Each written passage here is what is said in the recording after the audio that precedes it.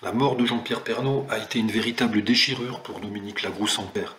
Lorsque la star du JT de 13h de TF1 est décédée le 2 mars dernier à l'âge de 71 ans, elle lui a rendu un hommage vibrant sur la toile et dans la presse.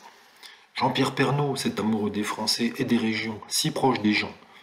Et pratiquement un mois après sa disparition, on apprend dans les pages du journal Libération, vendredi 25 mars, que Dominique Lagroux-Sans-Père a songé à prendre le relais au départ de JPP en décembre 2020.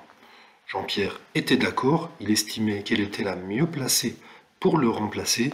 Elle avait cette humanité, cette authenticité, elle était connue du public dans les régions et Dominique était prête.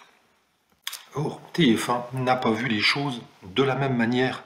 La direction lui a préféré Marie-Sophie Lacaro, qui débarquait tout droit de France 2.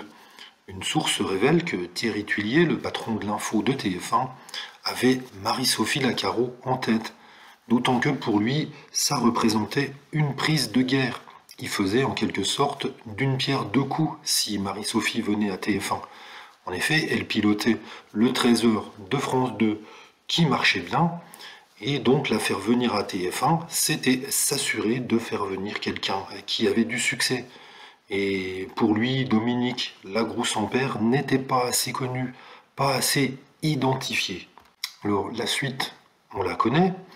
Dominique Lagroux-Sans-Père a continué à travailler un petit peu avec Marie-Sophie, et elle a continué à présenter sa rubrique sur les régions, mais ça n'a pas duré, la mayonnaise n'a pas pris entre les deux. Certainement que Dominique Lagroux-Sans-Père gardait en tête qu'elle aurait dû, pour elle, reprendre le 13h, donc elle ne s'est pas vue continuer avec Marie-Sophie Lacaro en numéro 2, en quelque sorte, hein.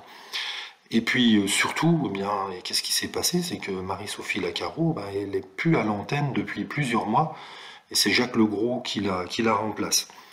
De là à dire que le choix de TF1 n'a pas été le meilleur, il n'y a pas des kilomètres. En tout cas, entre Dominique Lagroux-Sans-Père et Jean-Pierre Pernaut, c'était vraiment une belle amitié.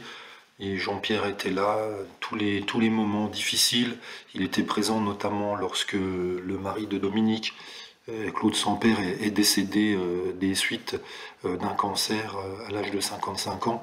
Jean-Pierre était là pour la réconforter.